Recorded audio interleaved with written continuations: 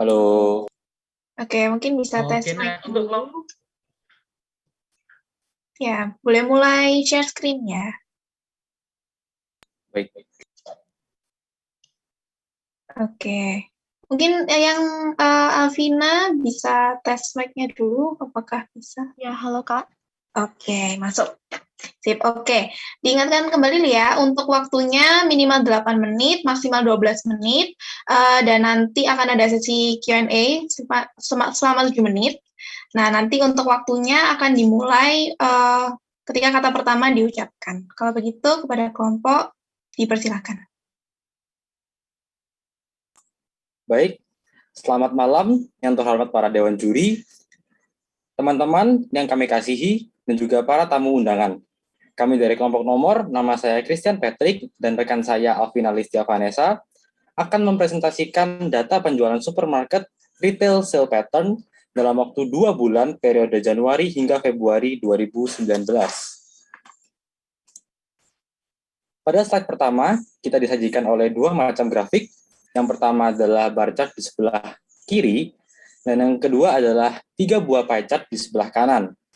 Pada slide ini kita akan menjawab pertanyaan, yaitu pertama, seberapa efektifkah penerapan sistem member, dan yang kedua, apa barang yang seharusnya di stok berdasarkan gender tiap cabang. Untuk menjawab pertanyaan nomor 2, kita tentunya perlu mengetahui gender apa saja yang melakukan transaksi dan berapa kali mereka melakukan transaksi. Bisa kita lihat pada bar chart di bagian kiri bawah, terlihat bahwa perempuan dari brand C atau cabang C menduduki posisi pertama dengan angka penjualan atau angka transaksi sebesar 121 transaksi. Dilanjutkan oleh posisi kedua, yaitu pria di cabang A yang melakukan transaksi sebanyak 106 transaksi.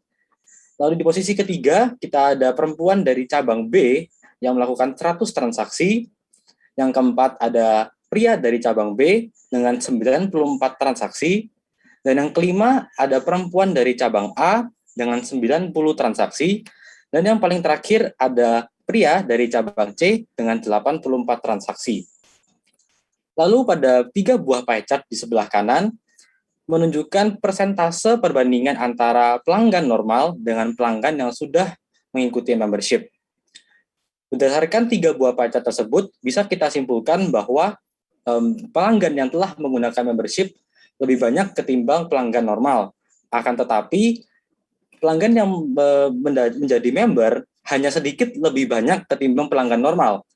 Mengapa? Mungkin hal ini terjadi karena satu, benefit yang ditawarkan oleh membership dari supermarket kurang mengesankan untuk atau kurang menguntungkan untuk pelanggan-pelanggan, atau juga biaya membership yang terlalu mahal atau overpriced dan tidak worth it.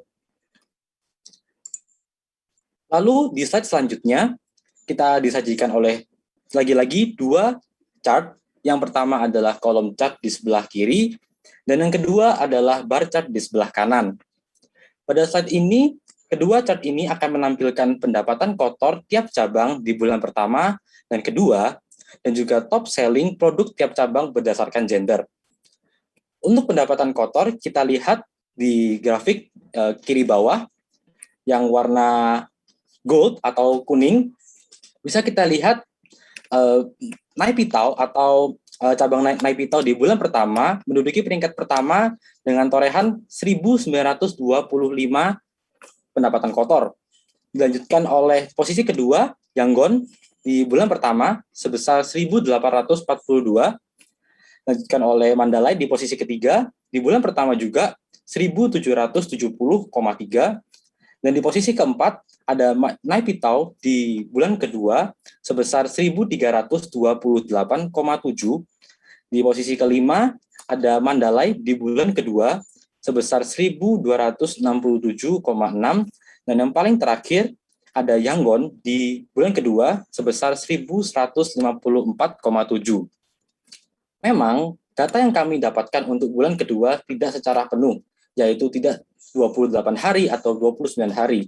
Akan tetapi, secara average, secara rata-rata, yaitu Naipitau dengan rata-rata bulan pertama adalah 64,18, Yangon di bulan pertama dengan rata-rata 61,4, Mandalay di bulan pertama dengan rata-rata 59,01, Naypyidaw di bulan kedua 57,76, Mandalay di bulan kedua 55,11, dan yang terakhir rata-rata Yangon di bulan kedua adalah 50,20.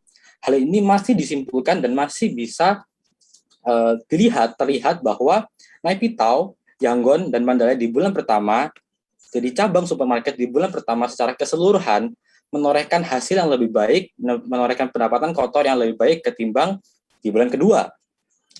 Lalu selanjutnya di bar chart di sebelah kanan bawah, kita disajikan oleh beberapa produk atau kategori yang telah di stok oleh supermarket, adalah elektronik, food and beverage, fashion, health and beauty, home and lifestyle, dan juga sport and travel.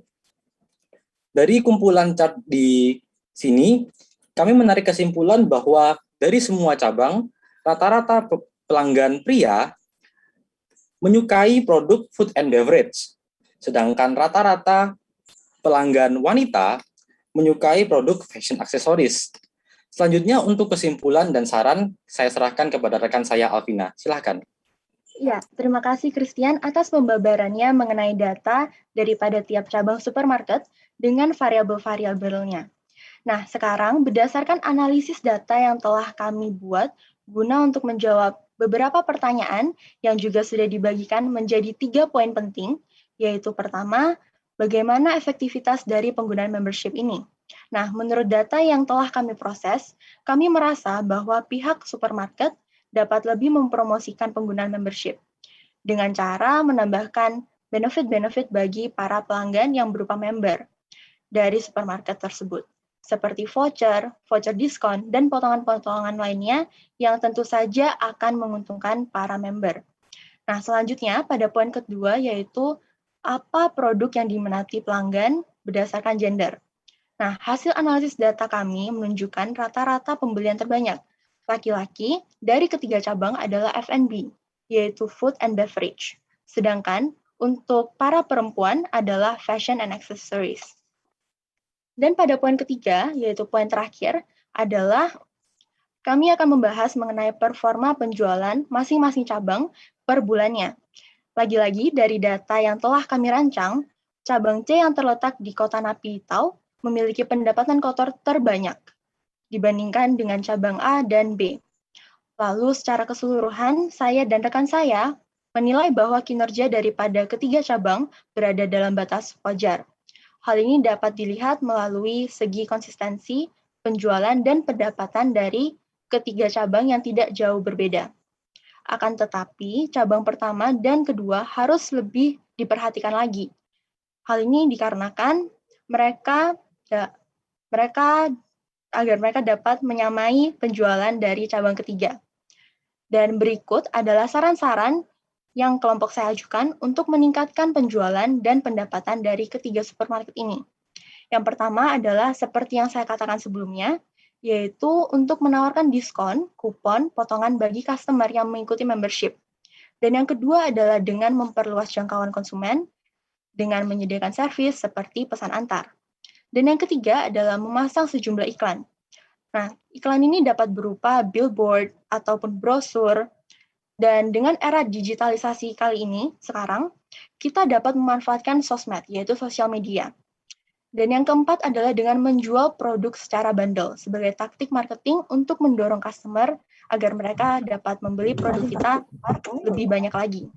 Dan yang kelima, yang terakhir adalah supermarket dapat mengacu pada penjualan dari kategori produk tertinggi oleh masing-masing gender, agar supermarket dapat mengetahui produk mana yang dapat mereka stok lebih. Jadi itulah hasil analisis kesimpulan dan saran-saran dari kami. Mohon maaf apabila ada kesalahan dalam penyampaian ataupun pengucapan. Sekian dari kami, selamat malam dan terima kasih. Baik, waktu masih tersisa 3 menit. Apakah ada yang ingin tambahkan? Tidak, terima kasih. Baik, sekarang kita akan melanjutkan ke sesi selanjutnya, yaitu sesi tanya jawab. Nah, untuk sesi tanya jawab adalah 7 menit dan waktu akan dimulai ketika juri pertama kali berbicara. Pada para juri, kami silahkan.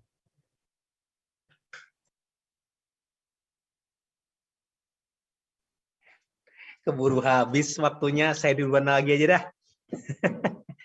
Oke, halo Christian dan Alvina. Saya pertama bingung baca nomor, ternyata tidak ada lagi gitu ya artinya ya. Oke, bagus tuh. Saya suka sekali dengan, maaf ada sound effect ya. Saya suka sekali dengan sarannya. Saran-saran ini saya lihat juga mengacu kepada data ya, mengacu pada data. Tapi pertanyaan saya satu nih. Anggap saja data yang dipakai Christian dan Alvina itu real. Ya, anggap real. Nah, pertanyaan saya, kan kalau kita ngolah data itu kan digunakan untuk mengambil keputusan atau tindakan di saat berikutnya kan? Gitu, itu kan cuma histori saja. Pertanyaan saya, kalau misalnya itu bulan apa ya, Alvina dan Christian? Januari, Februari ya? Iya, betul, Pak. Nah, betul ya, Januari, Februari. Seandainya saya ingin melakukan strategi di bulan Maret, mana yang direkomendasikan Christian dan Alvina? Data bulan Januari atau Februari? Baik Pak, saya akan menjawab pertanyaan ini. Dengan alasannya ya? Ya, baik. Menurut pengalaman saya dalam misal bermain saham atau seperti apa gitu ya Pak ya, kita akan melihat prospek dari bulan-bulan yang lalu atau tahun yang lalu Pak.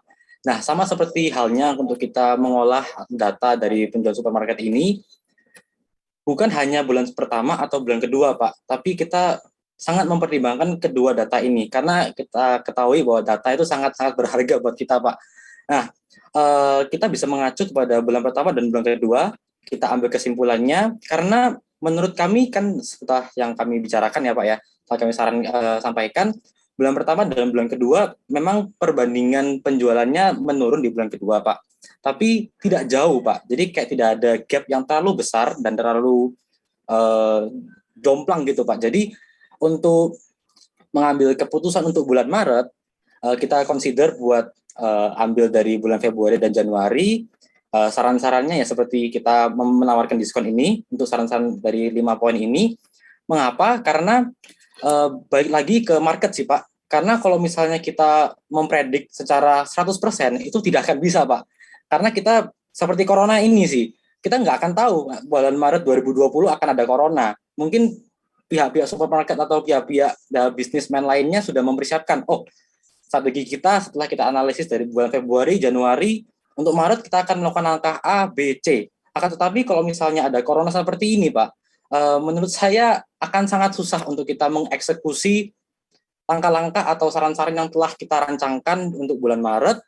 Maka dari itu sebagai analis data ataupun sebagai pemilik supermarket kita harus bersikap fleksibel Pak. Jadi memang kita mengolah data dari bulan Januari dan Februari, tapi kita juga harus fleksibel terhadap situasi real nanti yang kita hadapi di bulan Maret Pak.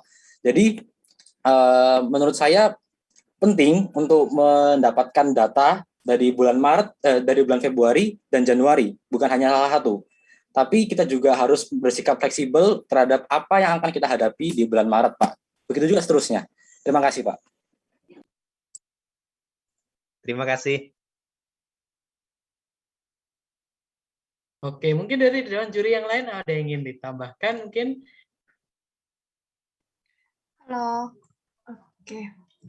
Mungkin selanjutnya saya sedikit bertanya gitu ya untuk tim Nomore.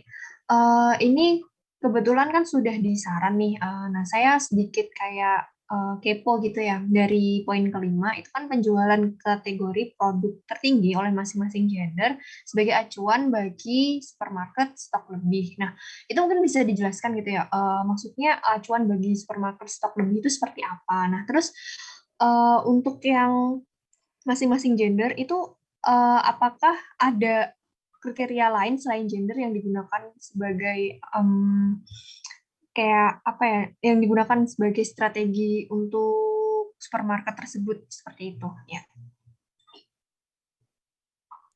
Baik, saya akan menjawab pertanyaan ini. Memang sangat bagus ya pertanyaannya, karena kalau dari data yang kita dapatkan, memang variabel yang menurut kita paling relevan untuk dijadikan acuan produk mana nih yang akan kita stok untuk kedepannya, memang sangat enak untuk kita menganalisis dari gender apa saja, bukan gender apa saja ya, pasti hanya pria dan wanita ya, tapi berapa banyak gender wanita dan pria ini membeli barang apa di cabang mana. Nah, kami kan menarik kesimpulan bahwa dari 3 cabang ini, pria lebih suka food and beverage, makanan dan minuman nih Pak, atau Ibu. Nah, lalu untuk yang wanita lebih suka fashion accessories, tapi kita tidak menutup kemungkinan untuk menyetok lebih kategori lain berdasarkan cabang-cabangnya. Nah, karena ini kan food and beverage untuk laki-laki dan fashion accessories untuk perempuan kan hanya rata-rata. Jadi kita memberikan gambaran besar, ini loh untuk ke pemilik supermarketnya ini ya Bu.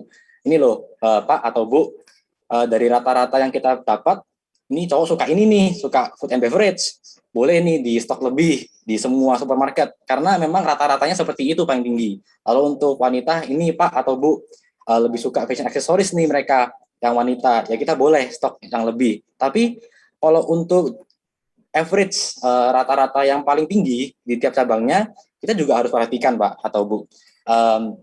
Kita lihat kalau misalnya di cabang A, yang tertinggi ternyata di pria dan wanita, yang lainnya misalnya kayak elektronik ataupun home and lifestyle, ya kita boleh stok itu lebih, asalkan jangan berlebihan, karena barang mati itu akan lebih merugikan dan lebih susah untuk kita jual ke depannya karena juga mengikuti tren.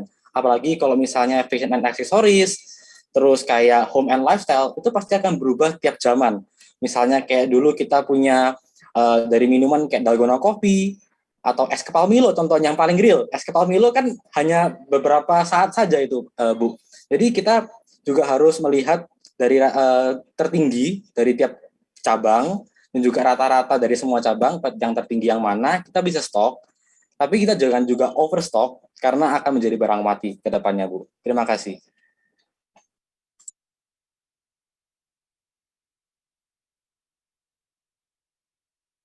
Baik, waktunya sudah habis. Sekali lagi kami ucapkan terima kasih untuk kelompok 9 dan dewan juri sekalian. Dan sekarang kita akan lanjut ya